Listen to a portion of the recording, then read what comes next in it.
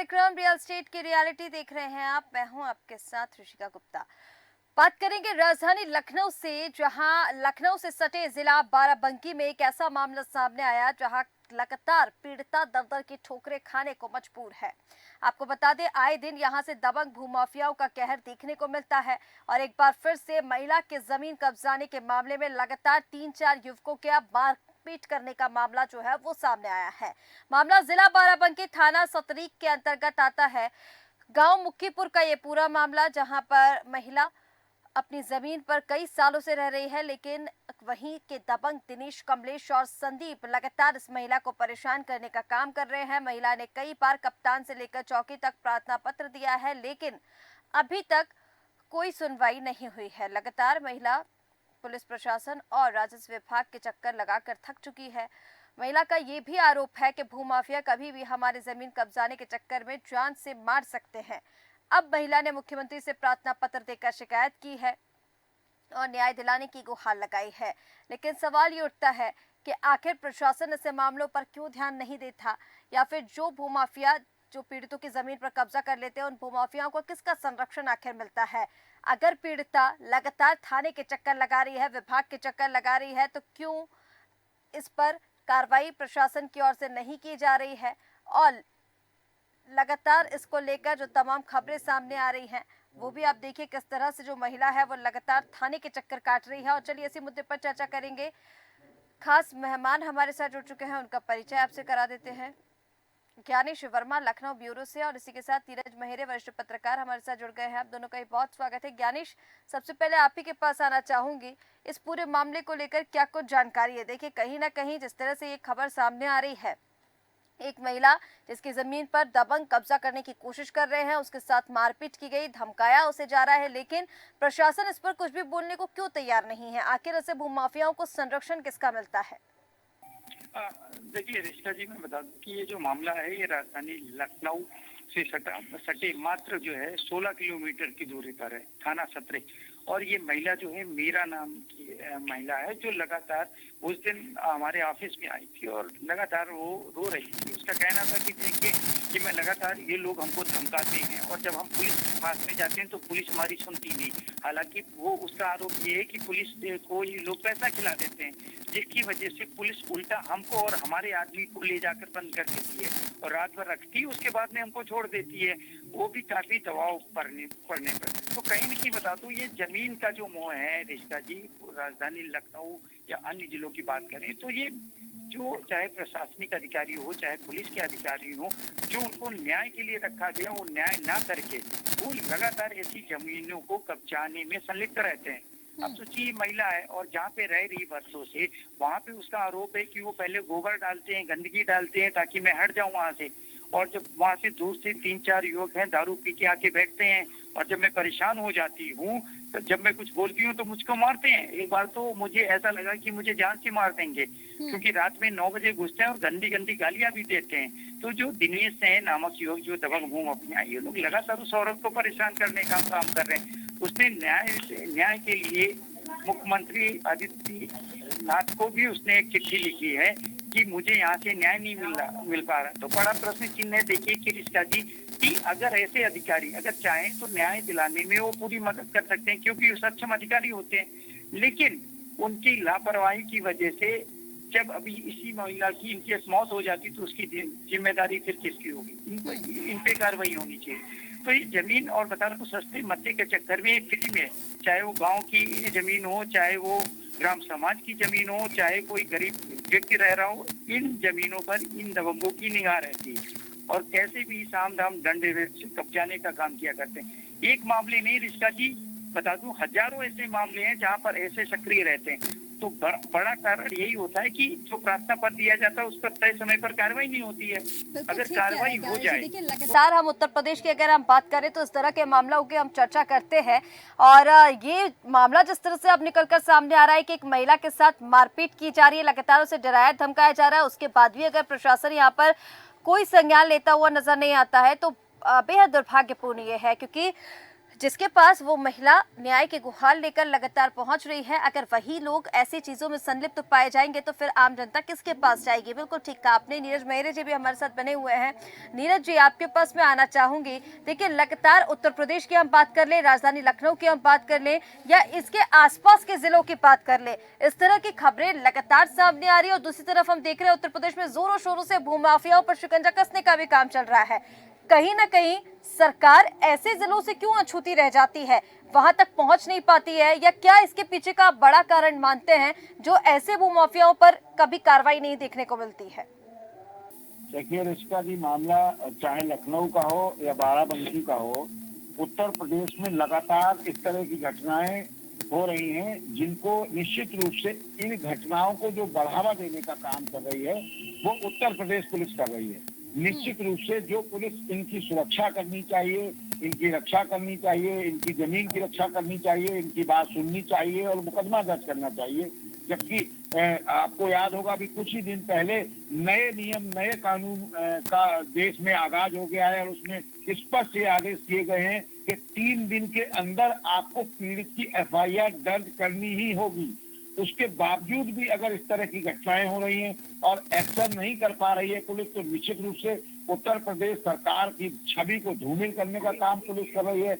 और भूमाफिया, क्योंकि जो भूमाफिया हैं उनकी साठगांठ कहीं न कहीं राजस्व विभाग से या अन्य डिपार्टमेंटों से भी होती है, जिससे कि कल को अगर पुलिस इनसे रिपोर्ट मांगती है या कोई उच्च अधिकारी रिपोर्ट मांगता है तो निश्चित रूप से वो मिली भगत से वो रिपोर्ट उसकी उल्टी सीधी या गोल बात लिख के स्पष्ट रिपोर्ट में देकर गुमराह करने का भी काम करते हैं। तो निश्चित रूप से ऐसे लोगों के खिलाफ दंडात्मक कार्रवाई करे सरकार और अपनी छवि को धूमिल होने से बचाए, और ऐसे पुलिस अफसरों के खिलाफ भी जांच हो कि ये क्यों नहीं सरकार के इकबाल का बुलंद वहां कायम कर रहे हैं, क्यों भूमाफियाओं को बढ़ावा दे रहे हैं। इनकी जांच हो और इनके खिलाफ कार्रवाई हो, जिससे समाज में और प्रदेश में एक अच्छा मैसेज आए। ये कोई नई बात नहीं है। जिस तरह से ये दबंग जो कमलेश, संदीप लगातार महिला को परेशान कर रहे हैं, ये बड़ा मामला है। और इसमें महिला क्योंकि थाने में भी गई, उच्च अधिकारियों की यहाँ भी प्रस्तुत होती है, उसके बाद भी कोई कार्रवाई नहीं हो रही, तो मुझे लगता है ये बहुत ही निंदनीय है और सरकार को उसको गंभीरता से विचार करना चाहिए और ऐसे लोगों के लिए कोई अलग से शिकायत प्रकोष्ठ बनाया जाए। जैसे कि भूमाफिया का स्पॉट भी एक बना था, उसका भी कोई विशेष रोल समझ में नहीं आ रहा है, तो सरकार को उस पर गंभीरता से उठाना चाहिए। और हम लोग भी प्रयास करेंगे कि ऐसी पीड़ित जो जिनका कोई नहीं है देश दुनिया में सहारा, उनका जो है आवाज जो है सदन तक पहुंचे और निश्चित रूप से उनके खिलाफ कार्रवाई हो। जी रिचका, बिल्कुल ठीक कह रहे हैं नीरज जी। देखिए, अब जैसे कि आपने कहा कि कहीं ना कहीं इस तरह के जो मामले हैं उन्हें सरकार को गंभीरता से लेना चाहिए।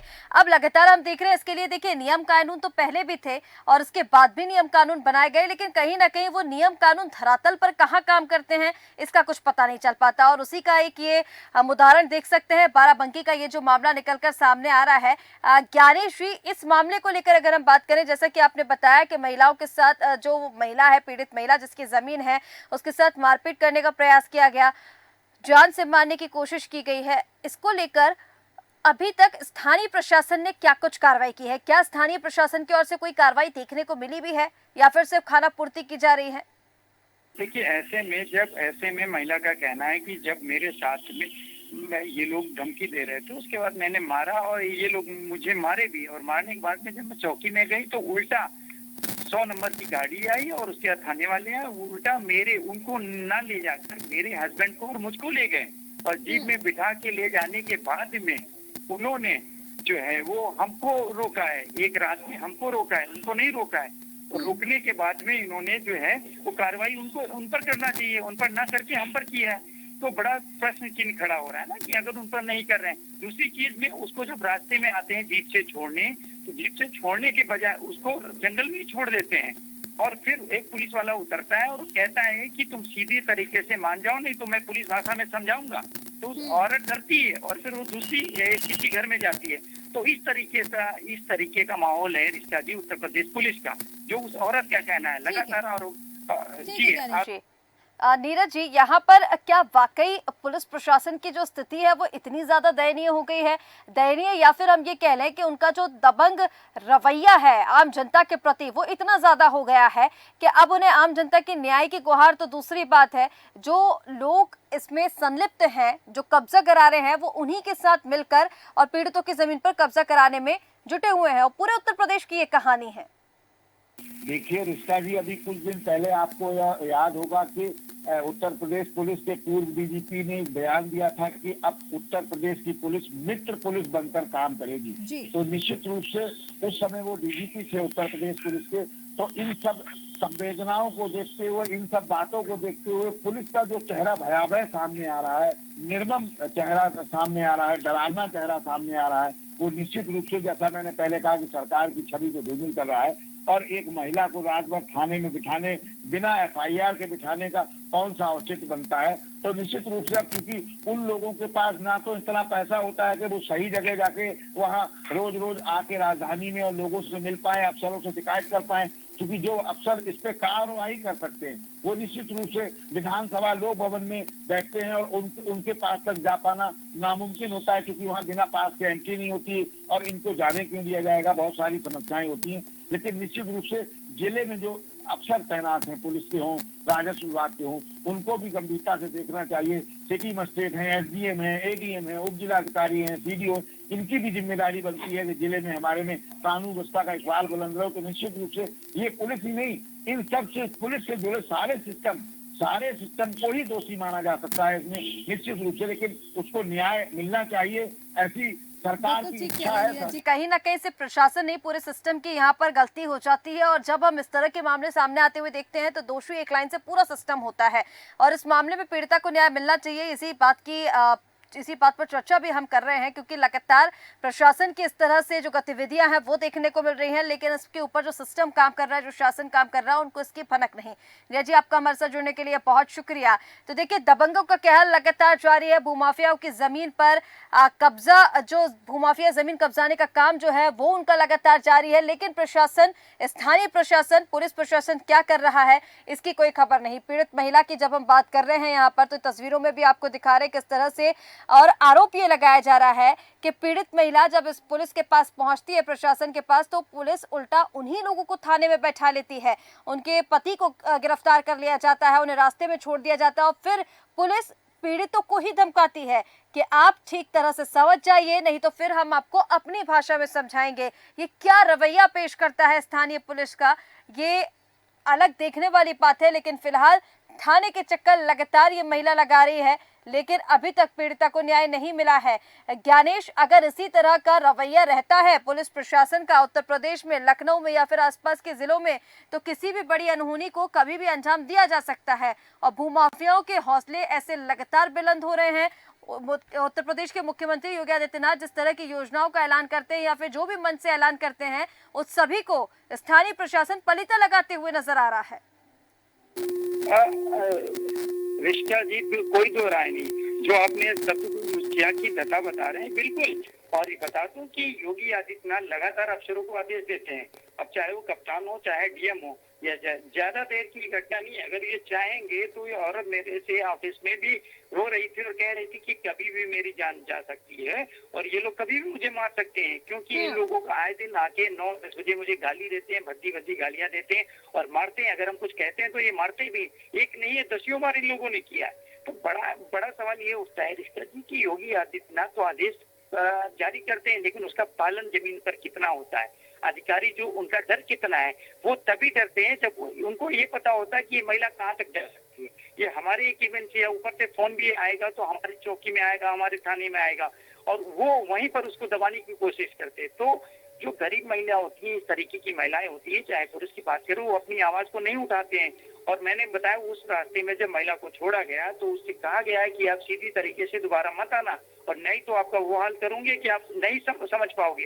वो महिला रो रो कर बयां कर रही थी। अब लेकिन बड़ा सवाल यही उठता है कि आखिर जो वहाँ के एसपी हैं, जो सीओ हैं और जो एडीएम है, एसडीएम, वो क्या कर रहे हैं? तो कहीं न कहीं अगर ऐसी चीजों पर उंगली उठा रही है, साफ तरीके पर आप स्क्रीन पे देख सकती हो कि किस तरीके से महिला जो है वो कह रही है। तो कहीं न कहीं इस पे सरकार को उच्च अधिकारी को संज्ञान लेना चाहिए। लेकिन बड़ा सवाल ये है कि जब जनता दर्शन होता है, जनता वहां तक आती है, तो नीचे के अधिकारी क्या करते हैं?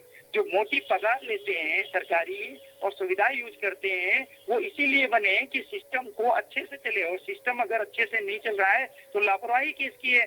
तो उस लापरवाही के लिए अगर इन पर कार्रवाई नहीं होती है तो ये पूरा सिस्टम रिश्ता जी ऐसे ही चलता रहेगा। और गरीब गरीब है, जो ठीक है कानून की यानी बात जी, करते हैं, देखिए कानून यहाँ पर आपने बिल्कुल ठीक कहा कि गरीब गरीब ही है और अमीर अमीर ही बना रहता है, लेकिन इस गरीबी अमीरी के बीच में जो आम जनता पिस जाती है, जो हम क्योंकि पीड़ितों की यहाँ पर बात कर रहे हैं जिनकी ये जमीन है, तस्वीरों में भी हम दिखा रहे हैं किस तरह से जो पीड़ित महिला है वो दो लोगों के साथ खड़ी हुई है, उसकी जो लिखी हुई एप्लीकेशन है वो भी हम लगातार दिखा रहे हैं, लेकिन स्थानीय प्रशासन को, जिला प्रशासन को इससे कोई भी फर्क पड़ता हुआ दिखाई नहीं दे रहा है। दूसरा, जैसे कि आपने कहा, जनता दर्शन या फिर मुख्यमंत्री योगी आदित्यनाथ क्योंकि जनता दरबार भी लगाते हैं, उनके पास भी कई सारी ऐसी शिकायतें पहुंचती है, लेकिन वहां पर भी हमने कई सारी चीजें ऐसी देखी गई, जब अधिकारियों के हाथ में वो चीजें सौंप दी जाती हैं तो कहीं ना कहीं उनका पालन नहीं हो पाता है। फिर ज्ञानेश जी, यहाँ पर उत्तर प्रदेश में मुख्यमंत्री योगी आदित्यनाथ को सिस्टम में जो अधिकारी इस तरह की चीजों में संलिप्त हैं, जो लापरवाही बरतते हैं या फिर इस तरह का भ्रष्टाचार या इस तरह की दबंगाई दिखाते हैं,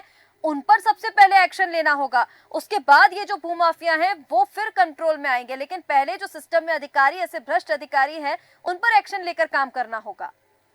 देखिए रिश्का जी, बिल्कुल आपने सही कहा। सबसे पहले ये होना चाहिए कि जिस जिले का व्यक्ति आया है और मुख्यमंत्री जी को ये पूछने की जरूरत पड़ेगी कि आप किस लिए आए और वहां पर क्या कार्रवाई हुई, आखिर वहां के अधिकारी क्या कर रहे हैं, उन पर क्यों कार्रवाई नहीं हुई। अगर वो सही पाया गया और उस पर कार्रवाई करने के बाद में अफसरों पर अगर कार्रवाई हो जाती कि आपके जिले के 10 केस आए और 10 में से आपने क्या किया है पूरे महीने में, और पूरे महीने में मुख्यमंत्री के दरवाजे खटखटाए जा रहे हैं, तो अफसर क्या कर रहे हैं?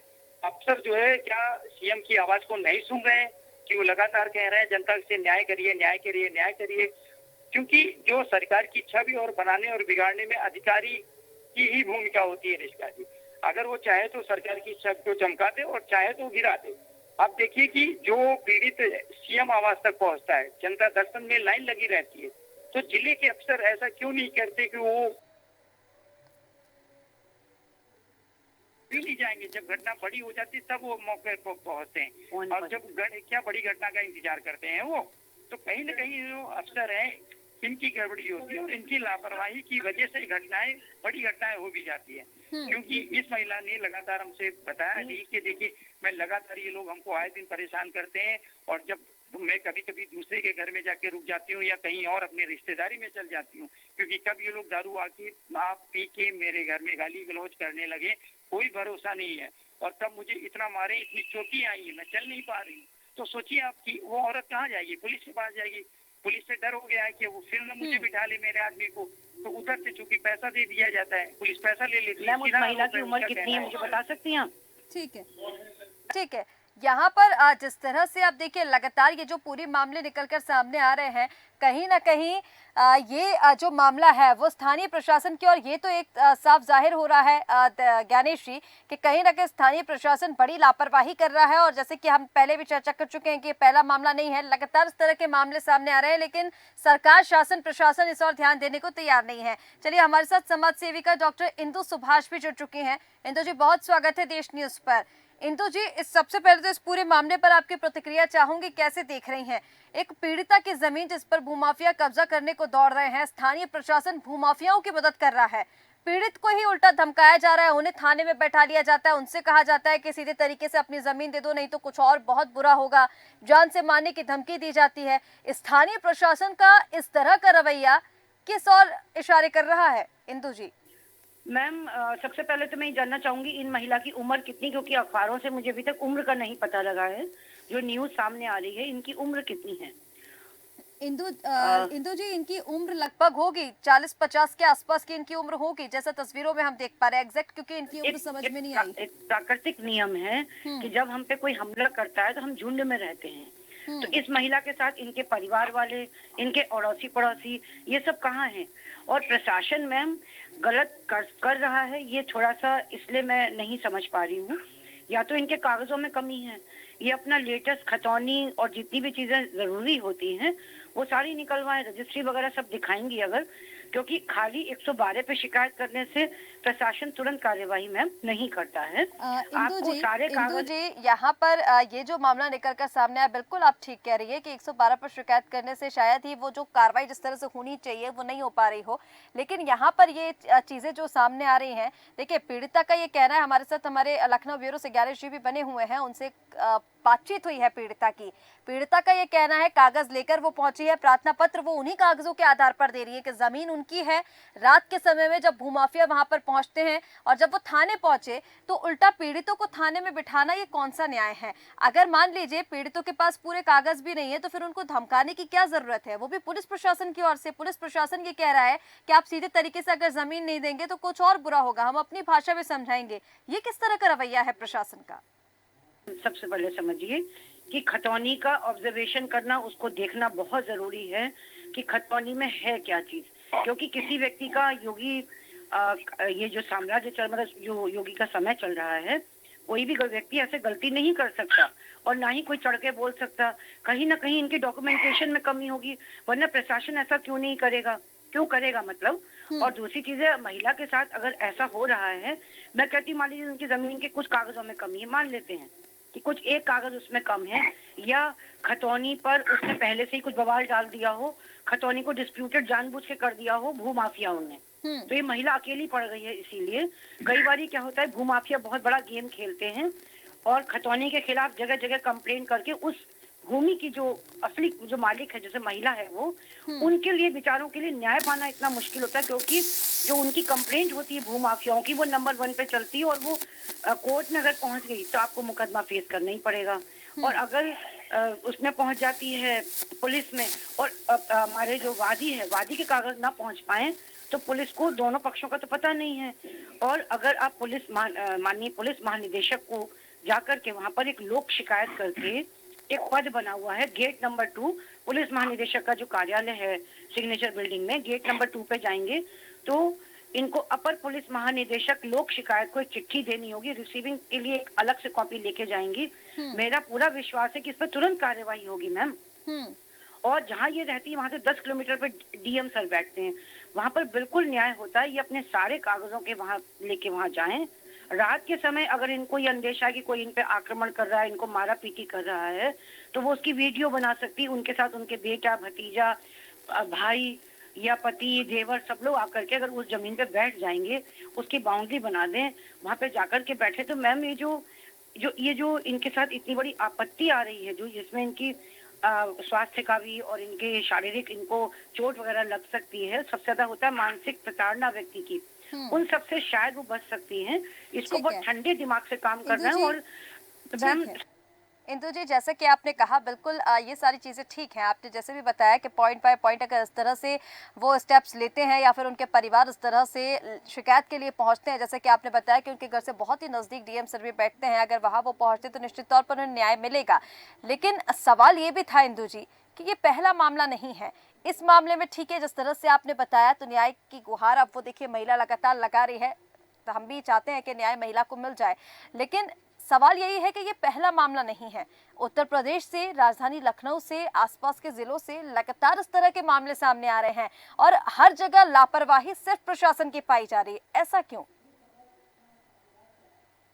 14568 ये नंबर समाज कल्याण मंत्रालय ने अभी इंट्रोड्यूस किया है, करीब 3-4 महीने हो गए हैं। इस पर ये कॉल करें, 14568 नहीं सॉरी 14568 ये नंबर इनको कॉल करना है। 14568 ये समाज कल्याण मंत्रालय का एक कॉलिंग नंबर है, जिस पर तुरंत अभी अगर ये कॉल करेंगी तो उनको बिल्कुल सही तरीके से गाइड किया जाएगा।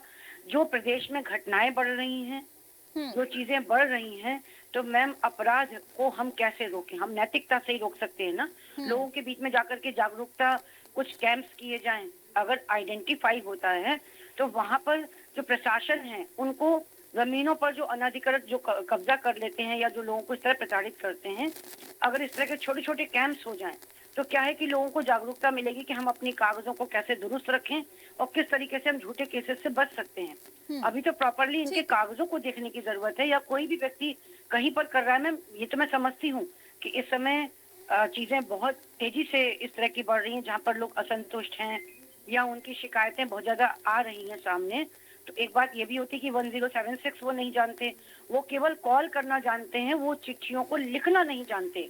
और हमेशा का नियम है कि documentation is always better than argumentation.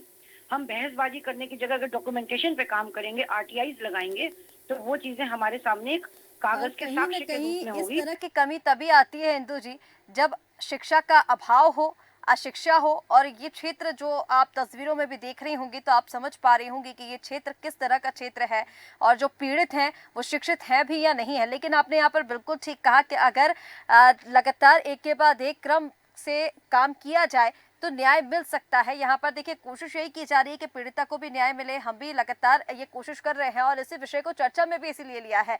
लेकिन एक बड़ा सवाल, जैसे कि आपने कहा कि इस तरह की चीजें लगातार बढ़ रही हैं, लेकिन रोका इसे जा सकता है नैतिकता से। बिल्कुल ठीक कहा आपने, नैतिकता से रोका जा सकता है। लेकिन एक यहाँ पर सोचनीय विषय ये भी है कि आखिर इतना सब कुछ होने के बाद, इतनी सख्ती करने के बाद भी अगर प्रशासन इस तरह से ढील डाल रहा है तो कहीं ना कहीं प्रशासन की यहाँ पर लापरवाही तो है। इंदु जी, आप दोनों का हमारे साथ जुड़ने के लिए बहुत शुक्रिया। तस्वीरें आपको दिखा रहे थे बाराबंकी जिले से, जहां पर किस तरह से पीड़िता को लगातार प्रताड़ित किया जा रहा है। उसकी जमीन पर भूमाफियाओं ने कब्जा कर लिया है और इसको लेकर लगातार जो पीड़िता है वो थाने में पहुंच रही है, राजस्व विभाग के पास पहुंच रही है, लेकिन कार्रवाई के नाम पर कुछ नहीं। लगातार उसे धमकी दी जा रही है, जान से मारने की धमकी भी दी जा रही है, पर स्थानीय प्रशासन का रुख उसकी तरफ बिल्कुल नहीं। जबकि ये आरोप लगाए जा रहे हैं कि प्रशासन भूमाफियाओं के साथ मिलकर जमीन कब्जाने का काम कर रहा है। देखना है कि इस पूरे मामले पर कब तक पीड़िता को न्याय मिल पाता है। फिलहाल हमारे इस खास कार्यक्रम रियल स्टेट की रियलिटी में इतना ही। आप बने रहिए देश न्यूज के साथ। नमस्कार।